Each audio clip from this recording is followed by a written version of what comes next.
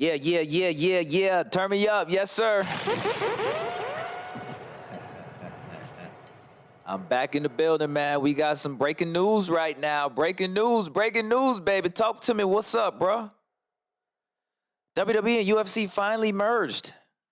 Vince has sold 51% of the company to the parent company of UFC. I believe the name is Endeavor.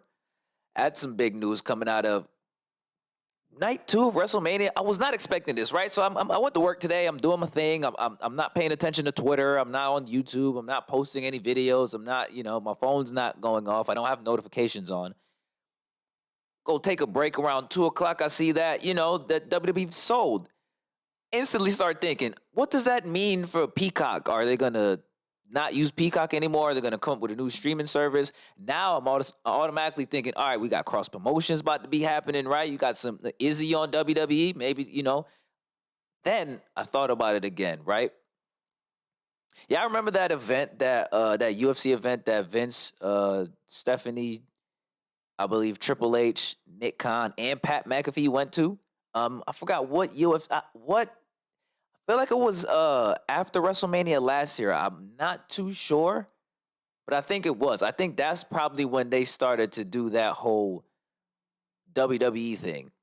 And it's like little seeds have been planted. They've always been talking about the UFC. And WWE is a company to not really mention other companies outside of their universe, right? It's just like, oh yeah, we're just in the WWE universe. Nothing outside of us matters, right? So for them to actually acknowledge them this entire time, and Brock going to UFC, and people speculating Brock may go back, this and that, and UFC acknowledges WWE all the time. I think it's really good for them business wise, for them to do a lot of cross promotions. Just think about this. What if they do like a joint pay per view? Like that'll be cool. Like a couple wrestling matches, couple of UFC cage matches on there. They can kind of restructure a steel cage match to kind of fit for both WWE and UFC. Not to mention they got a lot of WWE wrestlers that have UFC background, with Brock, with Bobby, with even Matt Riddle, with Ronda. So that's even good for Ronda. Maybe she can just start doing some more UFC stuff again. We all don't really like Ronda in the ring too much. Maybe this is good for legit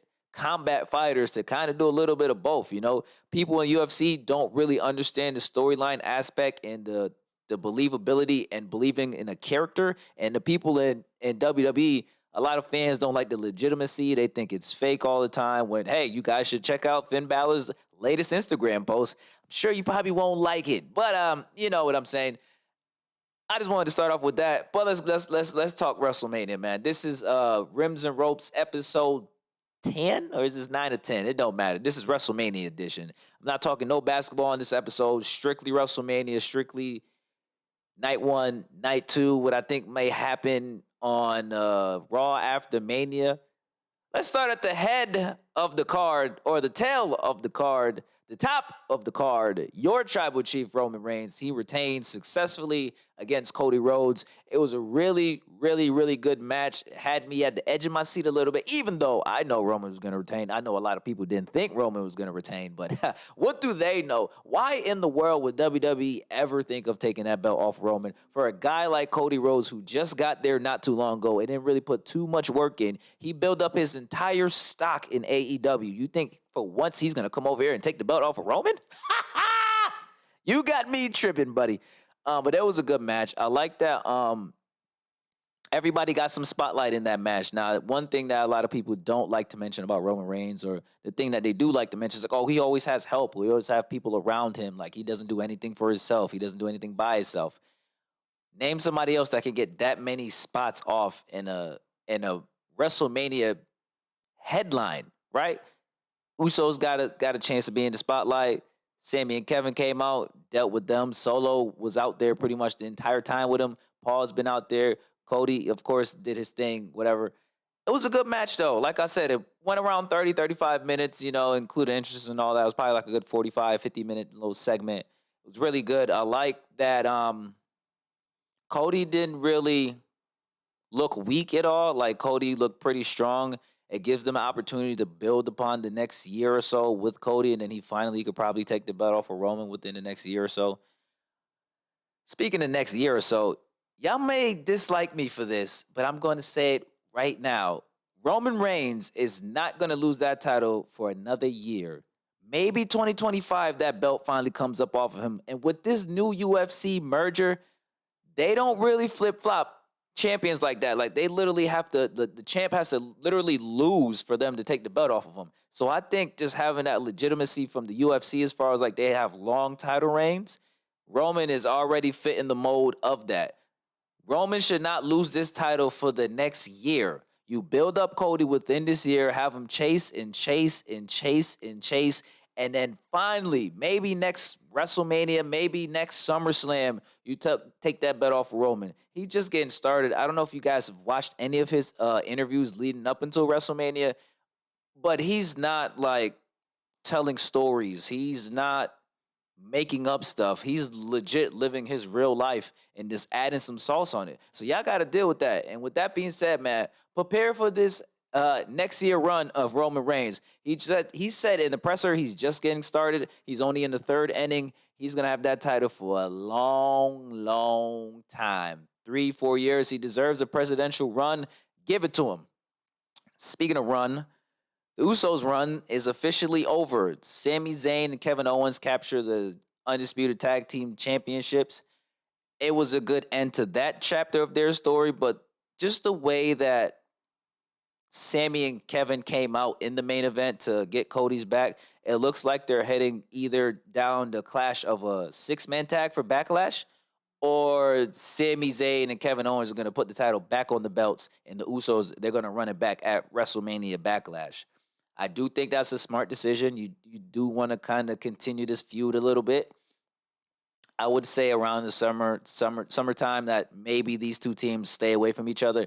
But as of right now, they're going on a lot of outside of the country pay-per-views. So WrestleMania Backlash is in Puerto Rico. After that, they're doing Kings and Queen of the Ring, which is, I believe, in Saudi Arabia in May 27th.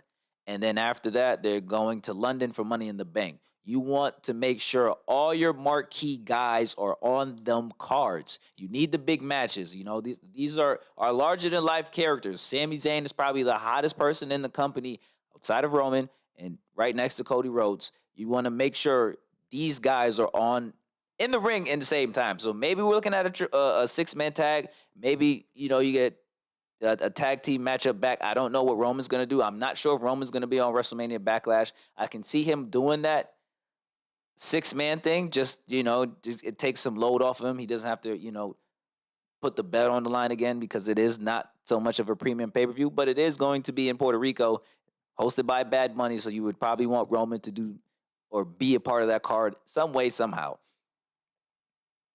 Match of the weekend for me, outside of Cody and Roman, I honestly think it is Rhea Ripley and Charlotte Flair. They put on a really, really good showing, and I would like to give my credit to those two women, but outside of them, I read somewhere that Jason Jordan was the producer for that match, and you just got to tip your hat to those three people, man. That was a really good match. I was not expecting that match to be as good as it was. I honestly thought it was going to be kind of like a 7-minute up and down-ish, and then Rhea wins climactically or whatever, anticlimactically, however you said that word. You know what I'm talking about, bro. Don't start with me.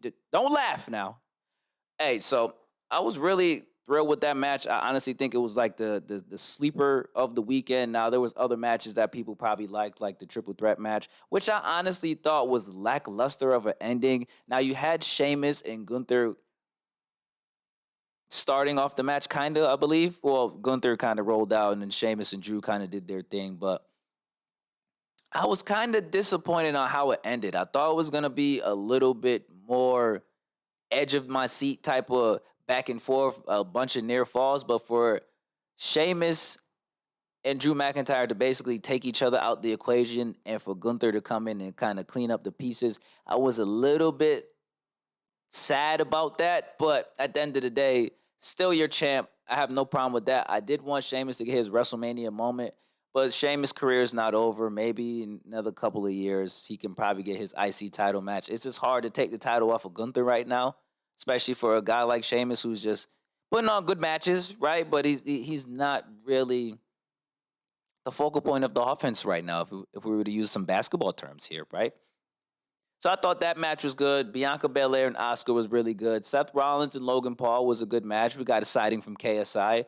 Maybe KSI gets his, sneaks his way in there. Maybe KSI could be like Logan Paul's manager. They could kind of be like a, manager kind of. I don't see KSI wrestling. I know he does, he boxes every now and then.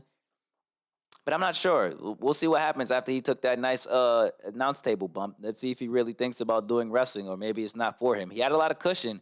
We all thought it was Jake Paul under the Prime costume, and it makes so much sense that it's Logan Paul. KSI, because they are a business partner on that drink. So, moving along, man. What else was really interesting about WrestleMania? Let's see. Shane tore his quad. The Miz did a pretty decent job. Dominic and Rey Mysterio was a good match. Didn't really care about it too much. I was kind of shocked that Dom didn't go over, but I guess this was Rey Mysterio's Hall of Fame weekend, so you want him to look good, and it's okay. I feel like down the line again, Dom will retire Rey Mysterio, but by then Dom will probably be more of a tweener or a babyface, so where they can actually tell a proper story of I want my last match to be with my son after they do a little redemption arc and all that good stuff.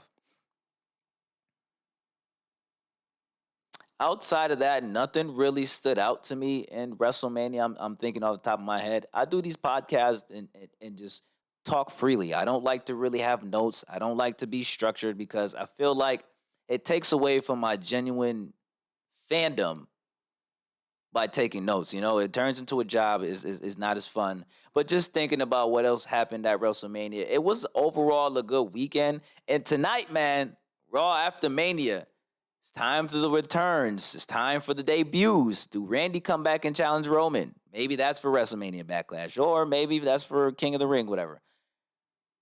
Jay White, does he make an appearance? Does Braun Breaker go to the main roster? Carmelo Hayes is your new NXT champion. Does he make an appearance, man? What's up with Bobby Lashley? Bray Wyatt is still nowhere to be found. Maybe Bobby goes after Roman, man. He got a chance. He got a little spot at WrestleMania to come out there with the championship. I'm over here waiting like, Uncle Howdy. Uncle Howdy's coming. Uncle Howdy's coming. He's coming. Bray Wyatt's going to, mandible claw. He's going to, nope, nothing. Just not this, bum, bum, bum. This regular old Bobby doing nothing, man. But I did enjoy myself this weekend. I honestly thought it was I would say 8 out of 10. I mean, I wasn't too thrilled with some of the booking decisions, but speaking of booking decisions, I don't understand why Edge won. Why did Edge beat Finn Balor? What does that possibly do for Edge's career that he beats Finn Balor? Now, I know they're both older guys and they're not going to be in the company that much longer. I wonder if Finn Balor's contract situation is getting closer to being up because, they book from WrestleMania to WrestleMania. That's kind of, how they do their deals right there, So I wonder if Finn Balor's contract is going to be up. He might as well go to AEW, man, at this point.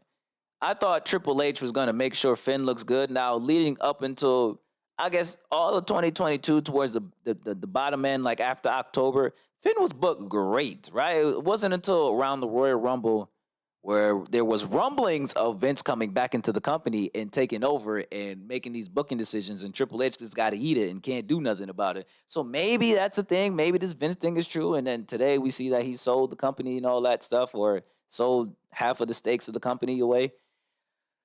I don't know, man. I wasn't too thrilled about Edge winning. I don't think that W would have did anything for Edge. I felt like if Edge would have lost, he could have just went on vacation again and then came back and challenged somebody else. Like Finn loses, it now what? Judgment Day might as well break up. Dom lost, Finn lost, Rhea won.